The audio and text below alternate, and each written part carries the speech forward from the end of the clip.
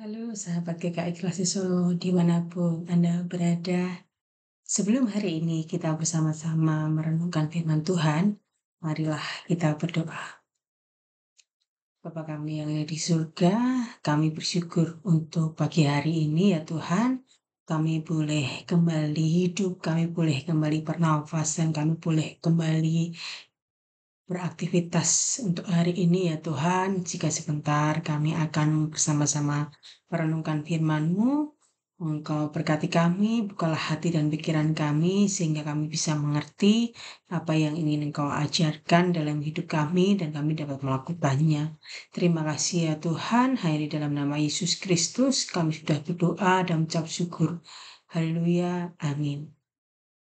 Sahabat GKI Klasi Solo, di tengah kehidupan yang carut-marut ini, dengan ekonomi yang tidak menentu, politik yang dipenuhi dengan ambisi kekuasaan, korupsi di mana-mana yang kian merajalela, kerusakan lingkungan yang kian parah, bumi yang semakin terasa panas setiap harinya, kesenjangan sosial yang terus melebar, perang yang tak kunjung usai, moral yang semakin merosot. Semua ini seolah-olah menggambarkan bahwa tidak ada lagi harapan yang tersisa. Masa depan terlihat suram. Kita tidak bisa melihat apapun. Masa depan tampaknya gelap dan tanpa arah. Namun, benarkah harapan akan kehidupan yang lebih baik benar-benar telah sirna? Ataukah harapan memang sudah tidak ada lagi? Ataukah mungkin jangan-jangan pengharapan yang kita miliki selama ini hanyalah sebuah harapan kosong yang tidak ada ujungnya? Ayat firman Tuhan hari ini diambil dari Yesaya pasal 19 ayat yang ke-18 sampai ke-25 yang berbunyi demikian.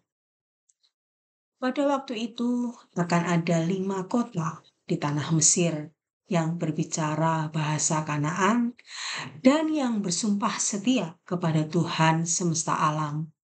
Satu di antaranya akan disebut Ir-Heres.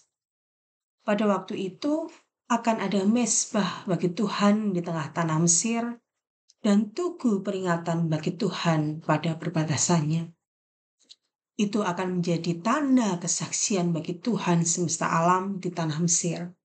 Apabila mereka berseru kepada Tuhan oleh karena penindas-penindas, maka Ia akan mengirim seorang juru selamat kepada mereka yang akan berjuang dan akan melepaskan mereka. Tuhan akan menyatakan diri kepada orang Mesir, dan orang Mesir akan mengenal Tuhan pada waktu itu. Mereka akan beribadah dengan kurban sembelihan dan kurban sajian, dan mereka akan bernasar kepada Tuhan serta membayar nasar itu. Tuhan akan menghajar orang Mesir, akan menghajar dan menyembuhkan. Mereka akan berbalik kepada Tuhan, dan Ia akan mengabulkan doa mereka serta menyembuhkan mereka. Pada waktu itu akan ada jalan raya dari Mesir ke Asyur, sehingga orang Asyur dapat masuk ke Mesir dan orang Mesir ke Asyur, dan Mesir akan beribadah bersama Asyur. Pada waktu itu Israel, sebagian ketiga di samping Mesir dan Asyur, akan menjadi berkat di atas bumi, yang diberkati oleh Tuhan semesta alam dengan berfirman, "Diberkatilah Mesir, umatku, dan Asyur, buatan tanganku, serta Israel, milik pusakaku." Sahabat GKI Klasi Solo, teks yang kita baca hari ini adalah sebuah nubuatan, sebuah pengandaian dari penulis kitab Yesaya tentang bangsa Mesir yang pada mulanya tidak percaya kepada Tuhan yang disembah oleh bangsa Israel atau suku Yehuda waktu itu. Hidup bangsa Mesir sangat kacau.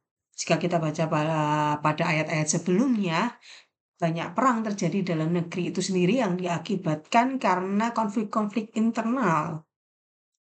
Namun, pengandaian yang ditulis oleh penulis kitab Yesaya dalam ayat yang kita baca ini, kekuasaan Tuhan melampaui semuanya itu. Bahkan di dalam ayat yang ke-18 dikatakan bahwa ada salah satu kota yang akan bersumpah setia kepada Tuhan, yaitu namanya Ir-Heres.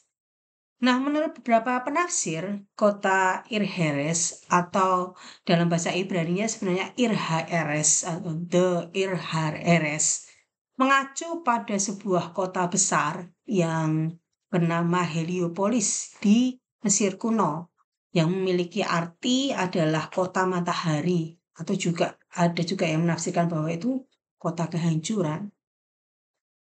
Nah, jika Ir-Haeres mengacu pada Heliopolis, kota yang dulu dikenal sebagai pusat penyembahan dewa matahari, benar-benar kota yang religius, pusat penyembahan dewa matahari itu, dan semua ritual-ritual itu dilakukan di kota tersebut, maka teks yang kita baca ini mengimajinasikan sesuatu yang sangat radikal.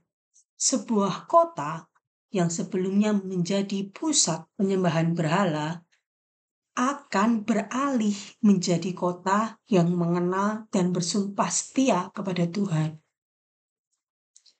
Ini menunjukkan bahwa bahkan di tempat-tempat yang tampaknya jauh dari Tuhan, yang kita melihat kayaknya tidak mungkin ada harapan, tidak mungkin ada pertobatan, baik secara moral, spiritual, maupun historis, kita melihat bahwa tidak mungkin dipulihkan. Tetapi dari teks yang kita baca hari ini mengandaikan bahwa kasih karunia Tuhan itu melampaui semuanya itu. Melampaui hal-hal yang kita anggap itu tidak mungkin, melampaui hal yang kita pikir bahwa tidak ada harapan, gelap semuanya kacau balau, tapi Tuhan bisa mengubahnya dan memulihkan.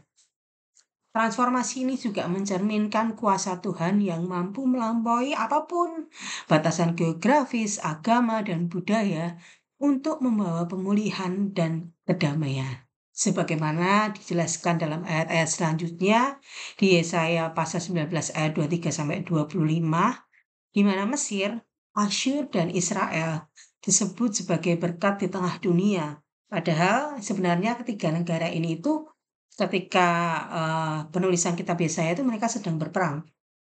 Tapi oleh penulis kitab Yesaya dalam pasal yang 19 ini mengandaikan bahwa ketiga negara itu pada akhirnya mereka berdamai. Mereka bersama-sama menyembah Tuhan, Tuhannya orang Israel, menyembah Yahweh bersama-sama. Gambaran ini tidak hanya berbicara tentang pengharapan bagi kota tersebut, tetapi juga kita bisa menafsirkan atau melihat bahwa pengandaian penulisan teks hari ini juga menjadi simbol pengharapan universal bahwa tidak ada tempat, tidak ada orang, tidak ada hati yang terlalu jauh dari jangkauan pemulihan Tuhan. Tidak ada yang tidak dapat dilakukan oleh Tuhan jika Tuhan ingin memulihkan dan menghadirkan harapan yang baru. Nah, sahabat GKI Klasi Solo, kita sudah melewati Minggu Advent yang kedua dan akan menyongsong Minggu Advent yang ketiga di besok minggu ini. Minggu Advent yang ketiga yang akan kita songsong merupakan Minggu Advent yang bermakna sukacita. Kenapa sukacita? Sebab kelahiran Kristus yang kita nantikan sudah semakin dekat. Melalui nubuatan dan imajinasi penulis kitab Yesaya dalam teks yang kita baca hari ini, kita diingatkan bahwa tidak ada tempat, tidak ada bangsa, dan tidak ada hati yang terlalu jauh dari kasih dan pemulihan Tuhan. Kota, keadaan yang dulunya gelap, yang dulunya hancur, carut-marut, tidak karuan, penuh dengan penyembahan berhala dan kemerosotan moral, pada akhirnya dapat menjadi terang dan dapat bersumpah setia kepada Tuhan. Jika Tuhan sanggup memulihkan Mesir dan menjadikannya berkat, Ia juga sanggup memulihkan hidup kita, memulihkan keadaan kita, memberikan harapan yang baru untuk hidup kita. Sebab dikatakan dalam ayat yang ke-21 bahwa Tuhan akan menyatakan diri. Tuhan sudah menyatakan diri, sudah menyingkapkan dirinya untuk kita. Dan Tuhanlah yang menjadi harapan dalam kehidupan kita. Maka itu, apapun yang jadi dalam hidup kita, segelap apapun masa depan yang tidak dapat kita lihat, harapan yang rasanya tidak ada lagi, percayalah bahwa kuasa Tuhan melampaui semuanya itu. Karena harapan di dalam Tuhan tidak pernah kosong. Marilah kita berdoa. Tuhan Yesus yang baik, kami sangat bersyukur untuk hari ini ya Tuhan. Engkau hari ini mengajarkan kami supaya kami tidak putus asa dalam berharap. Kami percaya Tuhan bahwa di dalam-Mu ada pengharapan yang kekal. Ada pengharapan akan kehidupan kami ya Tuhan. Kami percaya bahwa ketika kami menyerahkan hidup kami ke dalam Tangan-Mu, Engkaulah yang akan menuntun kami ya Tuhan. Segelap apapun masa depan yang akan kami hadapi, seberat apapun perjalanan yang akan kami lalui, kami percaya bahwa Engkau Allah yang tidak pernah meninggalkan kami. Karena kasih-Mu, kuasa-Mu, lebih besar daripada semuanya itu.